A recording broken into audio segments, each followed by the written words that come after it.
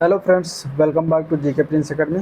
तो आज के इस वीडियो में हम डिस्कस करेंगे प्रैक्टिशन नंबर 9, जो कि होगा कंप्यूटर क्लास का, और ये जूनियर असिस्टेंट मेंस एग्जाम से संबंधित है। ठीक है, तो चलिए इस वीडियो को स्टार्ट करते हैं। प्रैक्टिशन नंबर 9 आज के बाद देखेंगे। टोटल इसमें 15 क्वेश्चन होंगे जिसके बारे में डिस्कस करेंगे। ठीक है, इसके पहले का वीडियो अगर आप लोगों ने नहीं देखा है तो उसको ज़रूर जाइए देखिए चैनल पेज पर, या फिर लिंक डिस्क्रिप्शन बॉक्स में दे दूँगा, वहाँ से भी देख सकते हैं। तो चलिए पहला क्वेश्चन अगर हम लेते हैं तो दिया गया है कि बैंकों में जो चेक होते हैं उनका संशोधन करने के लिए निम्न में से कौन सी निविष्ट तकनीक का प्रयोग करते हैं। ठीक है, यानी चेकों को संचालित करने के लिए, संशोधन के लिए बैंक में कौन से इसमें तकनीक का प्रयोग किया जाता है। ऑप्शन दिया गया OCR, MICR या OMR या फिर फिक्सिलेक्स का। तो इसका आंसर की बात करेंगे तो आंसर इसका हो जाएगा MICR। ठीक है, मैग्नेटिक इंक करेक्टर रीडर इसका फुल फॉर्म बनता है, जो कि याद रखिएगा, ये एग्जाम में इसका फुल फॉर्म भी पूछ लिया जाता है। मैग्नेटिक इंक करेक्टर और रीडर इसका जो है फुल फॉर्म है। ठीक है, OCR का है ऑप्टिकल करेक्टर रीडर और OMR का है ऑप्टिकल मार्क रीडर का। तो आंसर इसका बी ऑप्शन करेक्ट हो जाएगा, मैग्नेटिक इंक करेक्टर रीडर, जिसका प्रयोग हम चेक से संबंधित, बैंकों में चेक से संबंधित काम करते हैं। निम्नलिखित में से इनमें से कौन सा कंप्यूटर का डेटाबेस सॉफ्टवेयर नहीं होता, ये बताना। ठीक है, डेटाबेस सॉफ्टवेयर की बात करें तो इसमें जो दिया गया एम एस वर्ड जो होता है डेटाबेस सॉफ्टवेयर नहीं होता। बाकी MS Access, FoxPro, Oracle, ये सभी डेटाबेस सॉफ्टवेयर होते हैं। लेकिन MS वर्ड जो होता है ये एक एप्लीकेशन है माइक्रोसॉफ्ट विंडोज़ का। ठीक है, माइक्रोसॉफ्ट वर्ड है, तो ये जो है एक डेटाबेस सॉफ्टवेयर नहीं होता, बाकी सारे होते हैं। तो आंसर इसका डी ऑप्शन करेक्ट हो जाएगा। अगला क्वेश्चन है, प्रथम पीढ़ी के कंप्यूटर में किसका प्रयोग किया जाता था। ठीक है, वैक्यूम ट्यूब्स का, यानी कि निर्वात ट्यूब का, निर्वात नली का, या फिर ट्रांजिस्टर्स का, या फिर अर्धचालक का, या फिर यांत्रिक गियर्स का। तो जो प्रथम पीढ़ी के कंप्यूटर स्टार्ट हुए थे, जब आया था प्रथम पीढ़ी के कंप्यूटर, तब उसमें सर्वप्रथम वैक्यूम ट्यूब का इस्तेमाल किया गया था, निर्वात नली का। ठीक है, तो आंसर इसका ये ऑप्शन करेक्ट हो जाएगा, निर्वात नली। अगला क्वेश्चन है, यदि अपने कंप्यूटर में आप अधिक रैम लगवाते हैं या अधिक रैम बढ़वा देते हैं तो माइक्रोसॉफ्ट विंडोज़ आधारित कंप्यूटर पर क्या असर पड़ेगा इसका।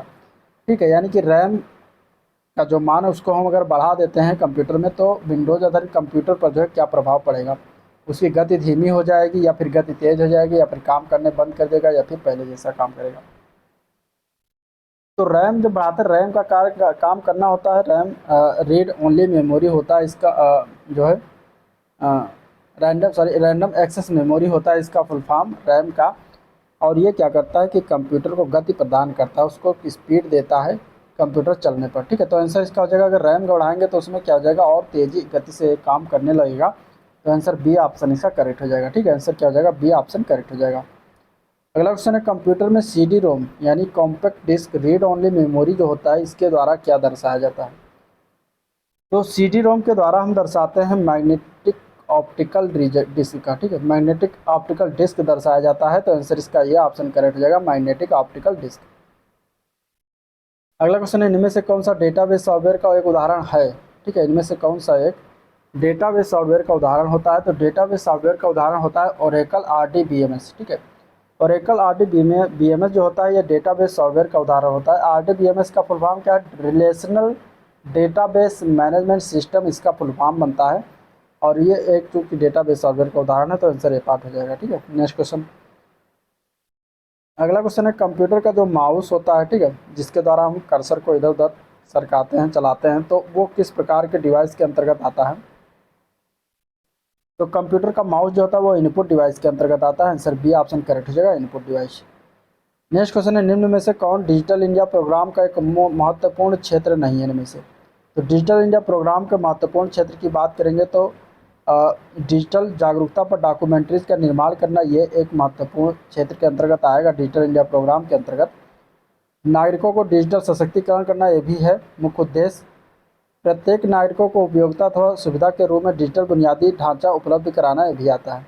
लेकिन मांग पर शासन व सेवाएं उपलब्ध कराना, ये जो दिया गया है ये डिजिटल इंडिया प्रोग्राम का महत्वपूर्ण क्षेत्र नहीं है। तो आंसर बी ऑप्शन इसका करेक्ट हो जाएगा। ठीक है, नेक्स्ट क्वेश्चन है, निम्न में से कौन सा हार्डवेयर घटक डेटाबेस प्रबंधन प्रणाली के परिचालन में सबसे अधिक महत्वपूर्ण है इनमें से। तो डेटाबेस प्रबंधन प्रणाली के परिचालन में सबसे अधिक महत्वपूर्ण होता है हार्ड रेजोल्यूशन वीडियो डिस्प्ले का। आंसर इसका ए ऑप्शन करेक्ट हो जाएगा। ठीक है, आंसर क्या हो जाएगा इसका, ए ऑप्शन करेक्ट है। सॉरी, इसका high speed large capacity answer होगा। आंसर इसका सी ऑप्शन करेक्ट हो जाएगा। ठीक है, ये ऑप्शन गलत है।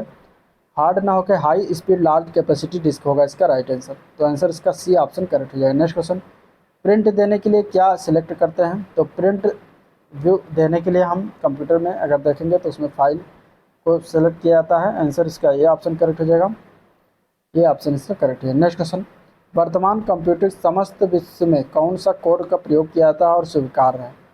तो वर्तमान कंप्यूटर के मामले में समस्त विश्व में यानी कि पूरे विश्व में किस प्रकार का कोड प्रयोग करते हैं? तो वो है ASCII कोड का प्रयोग करते हैं और ये स्वीकार्य भी है।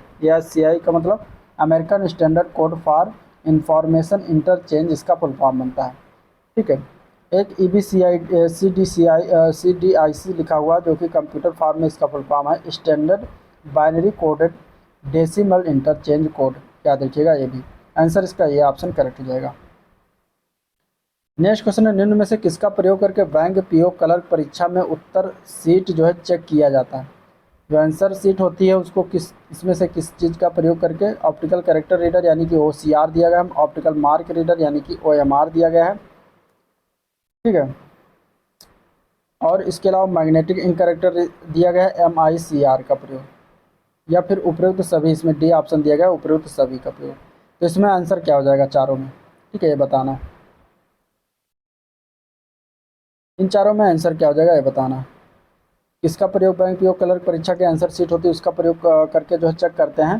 तो आंसर हो जाएगा इसका बी ऑप्शन सही। ठीक है, ऑप्टिकल मार्क रीडर यानी कि OMR का प्रयोग करके हम जो है चेक करते हैं। तो आंसर बी ऑप्शन इसका करेक्ट हो जाएगा। नेक्स्ट क्वेश्चन, हेल्प मेन्यू किस बटन पर आधारित होता है या उपलब्ध होता है?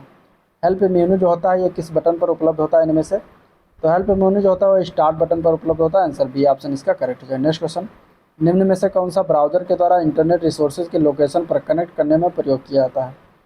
तो वो कौन सा इनमें से ब्राउज़र के द्वारा इंटरनेट रिसोर्स के लोकेशन पर कनेक्ट करने के लिए प्रयोग करते हैं? तो वो होता है URL।